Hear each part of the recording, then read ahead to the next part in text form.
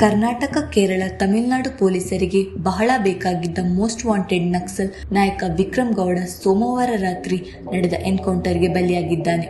ನಿನ್ನೆ ರಾತ್ರಿ 5 ಮಂದಿ ನಕ್ಸಲರು ಹೆಬ್ರಿಯ ಸೀತಂಬೈಲು ಸಮೀಪ ರೇಷನ್ ಸಂಗ್ರಹಕ್ಕೆ ಬಂದಿದ್ದಾಗ ನಕ್ಸಲ್ ನಿಗ್ರಹ ಪಡೆಯ ಕಣ್ಣಿಗೆ ಬಿದ್ದಿದ್ದರು.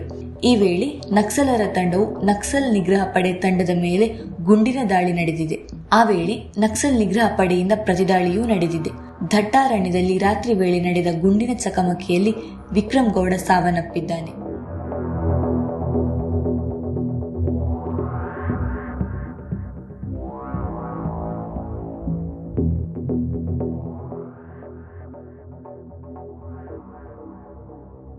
ಅಲ್ಲೆಲ್ಲ ಅವರು ತಪ್ಪಿಸ್ಕೊಂಡು ಹೋಗಿದ್ದಾರೆ.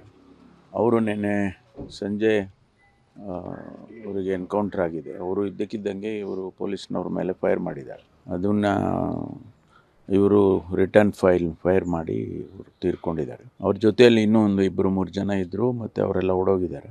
ಕೋಂಬಿಂಗ್ ಕಂಟಿನ್ಯೂ ಮಾಡಿದ್ದಾರೆ ನಮ್ಮವರು, ANF ಪೊಲೀಸು. ಇನ್ನೂ ನಡೀತಾ ಇದೆ.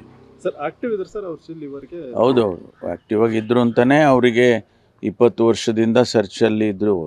ಅವರು ಬೇರೆ ಬೇರೆ ರಾಜ್ಯಕ್ಕೆಲ್ಲ ಹೋಗೋದು ಬರೋದು, ಅವರ ಮೂಮೆಂಟ್ ಕೂಡ ವಾಚ್ ಮಾಡ್ತಾ ಇದ್ರು ನಮ್ಮವರು. ಬಟ್ ಸಿಕ್ಕಿರಲಿಲ್ಲ. ಇನ್ಫಾರ್ಮೇಷನ್ ಸಿಕ್ಕಿದ ಮೇಲೆ ಅವರು ಎನ್ಕೌಂಟರ್ ಆಗಿದೆ. ಕುದುರೆಮುಖ ಪ್ರಾಜೆಕ್ಟು, ಕಸ್ತೂರಿ ರಂಗನ ವರದಿಗೆಲ್ಲ ವಿರೋಧ ಇದ್ರಂತೆ ಸರ್. ಅವ್ರ ಟೀಮ್ 20 ವರ್ಷದಿಂದ ಆಕ್ಟಿವ್ ಆಗಿದ್ರಂತೆ. ಸರ್ಕಾರದ ಹತ್ರ ಏನು ಇನ್ಫಾರ್ಮೇಷನ್ ಇದೆ? ಇಲ್ಲ, ಈ ಸದ್ಯಕ್ಕಿಷ್ಟೇ. ಆಮೇಲೆ ಡೀಟೇಲ್ಸ್ ಎಲ್ಲ ಬರುತ್ತೆ ಮಧ್ಯಾಹ್ನದಷ್ಟೊತ್ತಿಗೆ.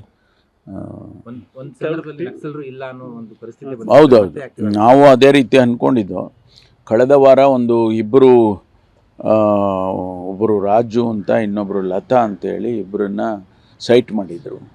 ಅವರಿಗೆ ತಪ್ಪಿಸ್ಕೊಂಡು ಹೋದರು ಅಂತೇಳಿ ಅವರ ಕೂಂಬಿಂಗ್ ಆಪ್ರೇಷನ್ ನಡೀತಾ ಇತ್ತು, ಕಂಟಿನ್ಯೂಸ್ ಆಗಿ ನಡೀತಾ ಇತ್ತು ಕಳೆದ ಒಂದು ವಾರದಿಂದ.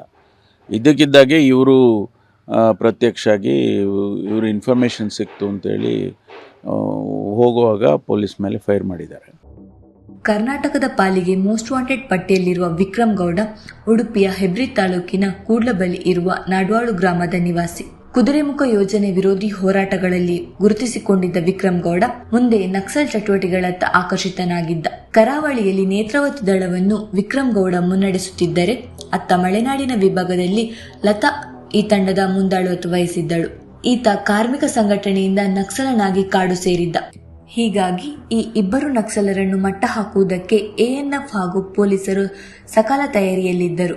ಕಳೆದ ಸುಮಾರು 1 ವರ್ಷದಿಂದಾಚೆ ಲತಾ ಮುಂಡಾರು ಹಾಗೂ ವಿಕ್ರಮ್ ಗೌಡ ನೇತೃತ್ವದ ತಂಡವು ದಕ್ಷಿಣ ಕನ್ನಡ, ಕೊಡಗು, ಚಿಕ್ಕಮಗಳೂರು, ಉಡುಪಿ, ಶಿವಮೊಗ್ಗ ಜಿಲ್ಲೆಯ ದಟ್ಟ ಅರಣ್ಯ ಹಾಗೂ ಅರಣ್ಯದಂಚಿನ ಗ್ರಾಮಗಳಿಗೆ ಬಂದು ಹೋಗಿದ್ದ ಬಗ್ಗೆ ಸಾಕಷ್ಟು ಬಾರಿ ಸುಳಿವು ಸಿಕ್ಕಿತ್ತು.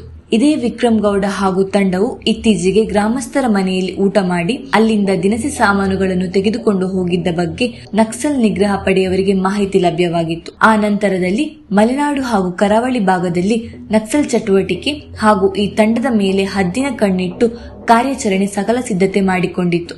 ಅದರಂತೆ ಈ ನಕ್ಸಲ್ ತಂಡದ ಬೆನ್ನ ಹಿಂದೆ ಬಿದ್ದಿದ್ದ ANF ಸೋಮವಾರ ಹೆಬ್ರಿ ಅರಣ್ಯದಲ್ಲಿ ವಿಕ್ರಮ್ ಹಾಗೂ ತಂಡವನ್ನು ಸುತ್ತುವರಿದು ಶರಣಾಗುವಂತೆ ಸೂಚಿಸಿತು. ಈ ವೇಳೆ ಪ್ರತಿದಾಳಿ ನಡೆದಾಗ ವಿಕ್ರಮ್ ಸಾವನ್ನಪ್ಪಿದ್ದು, ಉಳಿದವರು ಮತ್ತೆ ಕಾಡಿನತ್ತ ಪರಾರಿಯಾಗಿದ್ದಾರೆ.